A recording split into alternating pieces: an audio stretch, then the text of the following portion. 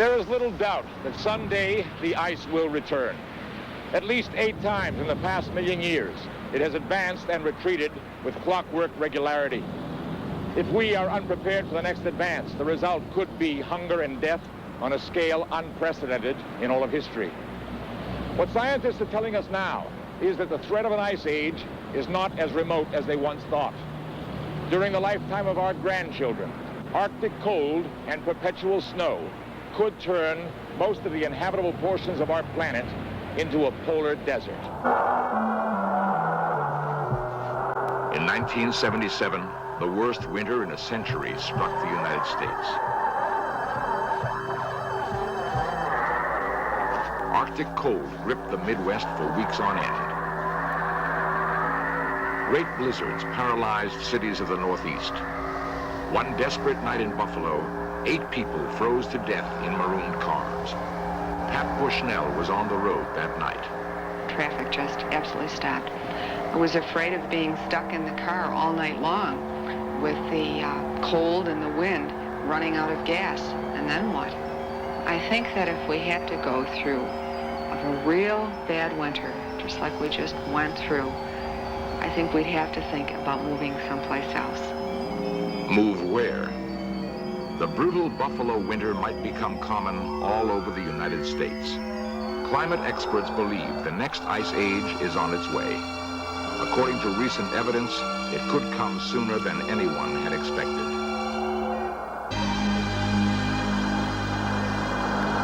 At weather stations in the far north, temperatures have been dropping for 30 years.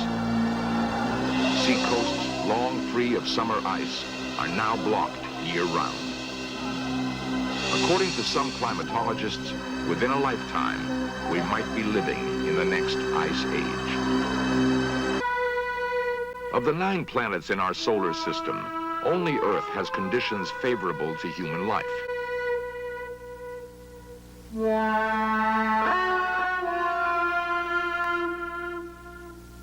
Our existence depends on a delicate balance of climate. Despite our modern technology, we are vulnerable to the whims of weather and environment. Blanketing large areas of the Earth's surface, great storms are among nature's most frightening events.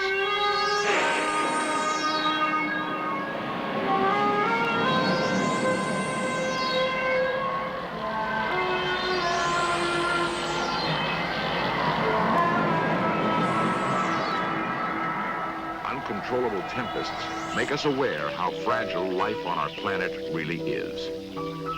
The comfortable cycle of spring sowing, summer growth, and fall harvest is, in terms of long history, abnormal. Only in the last 10,000 years has Earth enjoyed continuing warmth. Because of this, our population has exploded to 5 billion people.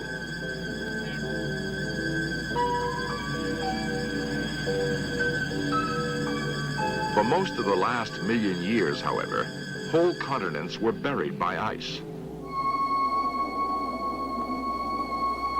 As recently as 18,000 years ago, a mile-thick sheet stretched down from the Arctic Circle and covered what is now Seattle, Chicago, and Boston. New York Harbor was choked with ice floes. Winters were cold and snowy down to the Gulf of Mexico. All that remains of the great glaciers that once covered North America are the ice caps of the Canadian Arctic. If the ice spreads over the continent again, it is here on Baffin Island in northern Canada that the mysterious process will begin. We look to this lonely outpost for warnings of a new ice age. Straddling the Arctic Circle, Baffin Island is a harshly beautiful wilderness. It is larger than California, but not one tree grows on the entire island. The only vegetation is the stunted plant life of the tundra. Most of the inhabitants are Inuit Eskimos, whose ancestors migrated west from Greenland 1,000 years ago. Today, the island is poised on the brink of ice age conditions, a critical signal post for changes in the Earth's climate. According to geologists, the last major ice age began on Baffin Island 115,000 years ago. Perpetual snow spread southward over the continents.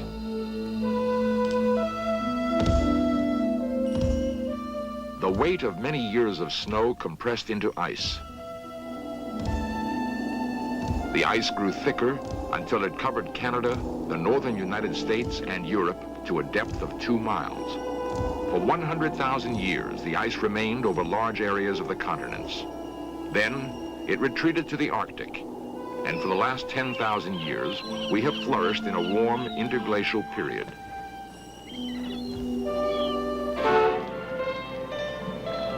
Our planet is crowded. What will we do when the fragile balance of climate shifts from today's abnormal warmth and the next ice age begins? One of the questions that I'm frequently asked is, when will this present warm interval end? And the best answer to that probably is that it has in fact already ended, and it ended 3,000 years ago right here on Baffin Island. Dr. Gifford Miller is a glaciologist from the University of Colorado. He's been studying the climate and glaciers of Baffin Island for the past 6 years. For the last 3,000 years, the summer temperatures have been getting colder, and the amount of precipitation, rainfall and snowfall has decreased, so that the conditions have been drier and colder. And at the same time, the glaciers have expanded. In the most recent expansion, which occurred between 300 years ago and the turn of the present century, the glaciers attained their most extensive positions that they had during the last 8,000 years. The summer of 1972 was one of the most severe summers on record, and the ice never melted that summer. And when I returned to Broughton Island, one of the local settlements here, talking to the Inuit people, and they could only tell me that their fathers had told them of a time when the ice hadn't gone out. This once-in-a-lifetime summer ice has surprised old-time Arctic residents. Ernie Sieber is superintendent of Baffin Island National Park and has lived in the Arctic for over 20 years. We had, in 1973, we had ice all over at the East Coast. The fjords, some of the ice in the fjords didn't even leave. And almost every year since, we had ice moving in and out of the fjords. So it looks like the climate has changed. It looks like it turned colder. Since concern for our weather has increased, the park wardens now take daily records of temperatures, wind, and solar radiation. Weather data from stations all over the Arctic is collected and fed into central computers. Balloons are launched every day to monitor the winds and temperatures at high altitudes.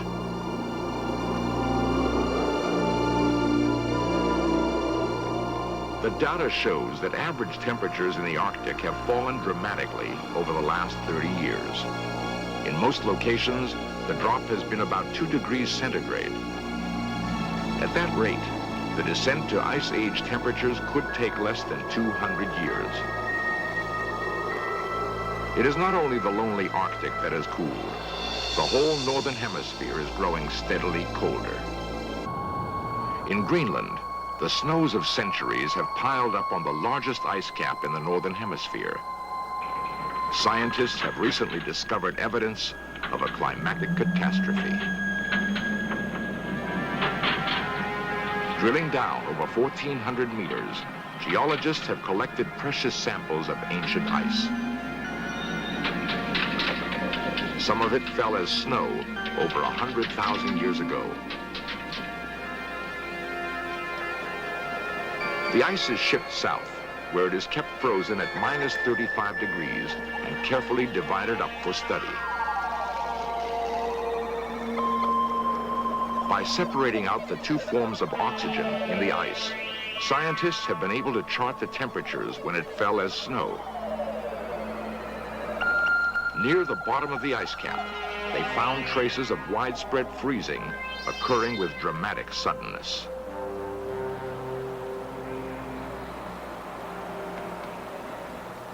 Dr. Chester Langway is chairman of the geology department at the State University of New York, Buffalo. We have evidence from the ice core studies that approximately 89,000 years ago, the global climate changed from one of greater warmth than today into one of glacial severity. It is possible that a tremendous volcanic event occurred, shielding the sun, cooling the Earth's temperatures, and thereby providing the explanation of the advancing glaciers. The significance of this catastrophic event is that within a 100-year period of time, that the glaciers could have re-advanced over the surface of the Earth. It is possible that we may enter into such a cold climate almost instantaneously in the very near future. If the climate does suddenly cool, will we survive the change?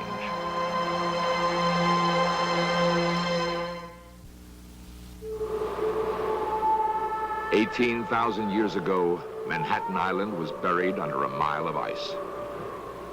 Where the Hudson River flows today, there was a huge glacier. Pack ice filled the ocean off Long Island. We're only beginning to understand the cyclic history of the ice, but evidence is mounting that another ice age is due. The most persuasive data comes from beneath the sea. The research ship Vima sails the world's oceans, taking samples of sediments deposited long ago. A crew of scientists rig a long cylinder and drop it vertically to the ocean floor.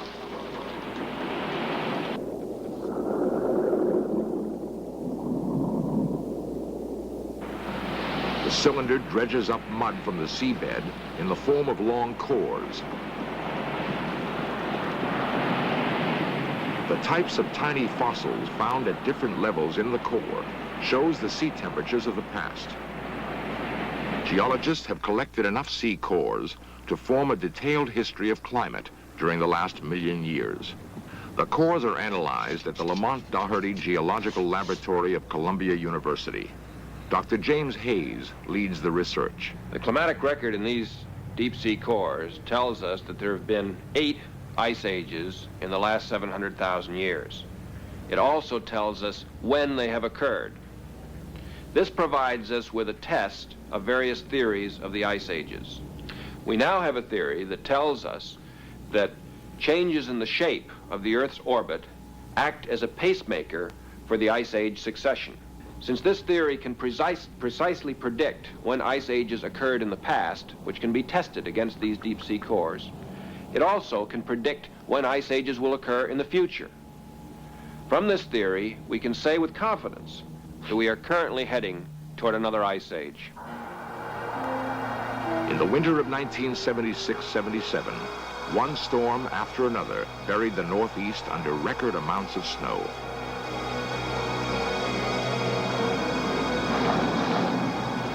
Months of brutal cold made much of the nation seem like the Arctic. In Chicago, temperatures hovered at 19 degrees below zero. Dayton, 21 degrees below zero. Cincinnati, 25 degrees below zero. Of all the hard-hit places, Buffalo, New York provides the best lesson. That unfortunate city had 44 consecutive days of snow. The first sudden blizzard paralyzed traffic. Thousands were forced to abandon their cars and seek refuge from the storm. Some who didn't were found frozen. As the storms continued, the resources of government were strained. Snowplows had to be flown in by the Air Force. Even the National Guard couldn't keep up with the unrelenting snow.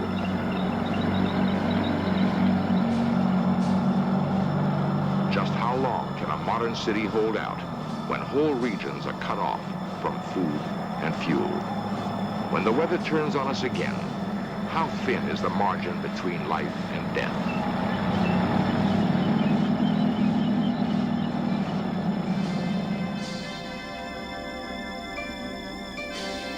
When the snowfall finally stopped, downtown Buffalo lay quiet and deserted. Businesses remained closed for weeks. The airport was unusable. There was no way to reach or leave the city. The mail could not go through. Supplies of food and drugs ran perilously low. Ambulances could not reach the sick. For the old and infirm, it was a time of pain and misery. Suppliers of natural gas had to put emergency plans into effect, cutting off thousands of users. Electrical utilities ordered temporary blackouts. Fire engines froze in the sub-zero cold. In the suburbs, strong winds piled the snow in drifts as high as 30 feet. Many people had to enter their homes through second-story windows. No matter how much snow was cleared, fresh storms brought in more. Snowmobiles, the only viable form of transportation, were pressed into emergency service.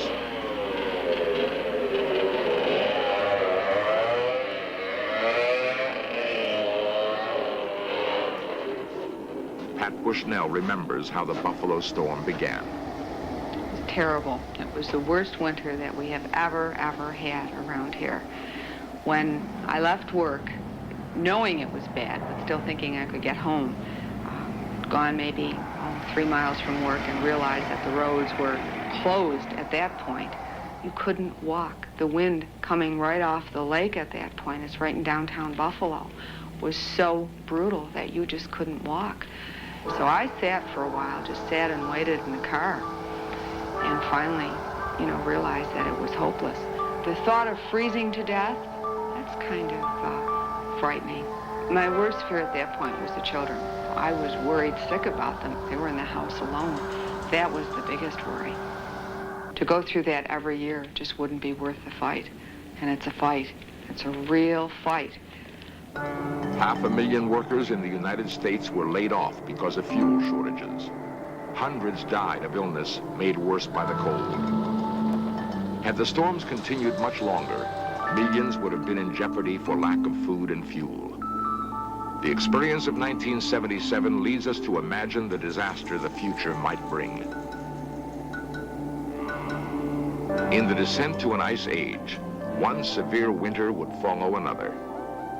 Eventually, the snows of Buffalo would never melt. Increased demand for heating fuel would trigger an energy crisis beyond anything we can imagine. Winters in Dallas and Atlanta would grow cold and icy. Snows would blanket Southern California and northern Florida. The people of Mississippi and Alabama would have to contend with old-fashioned New England winters.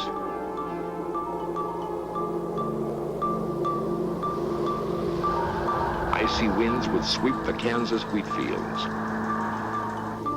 Colorado's summer grazing lands would resemble the Arctic tundra. In California, glaciers would advance from the Sierra Nevada toward the fertile San Joaquin Valley. Food production would plummet. Prices would soar out of sight. Every winter, the line of year-round snow would move further and further south. If the catastrophic event of 89,000 years ago repeats itself, the ice could return within a single lifetime. If an ice age is coming, what can we do to stop it? Nuclear energy might be used to loosen polar ice caps. Sea ice could be melted by covering it with black soot to increase the absorption of sunlight. Dr. Stephen Schneider is a climatologist from the National Center for Atmospheric Research. Can we do these things? Yes. But will they make things better? I'm not sure. We can't predict with any certainty what's happening to our own climatic future. How can we come along and intervene then in that ignorance? You could melt the ice caps. What would that do to the coastal cities? The cure could be worse than the disease. Would that be better or worse than the risk of an ice age? If the polar ice melted completely, sea level would rise 180 feet. New Orleans, San Francisco, and New York would be submerged. Clearly, one of the future's great problems will be to survive the next ice age.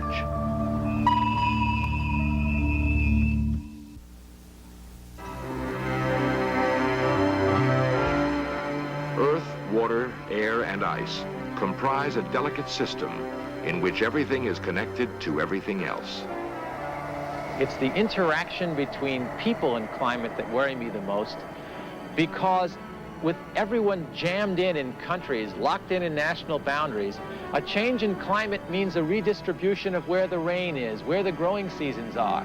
My worst fear is that the climate could induce a change in some country that would be devastating to their local survivability, and that would lead them to desperate acts that could drag everybody else down. In the past, weather disasters have fostered a spirit of mutual concern. When drastic changes in our climate occur, hopefully, the same acts of courage and cooperation will prevail.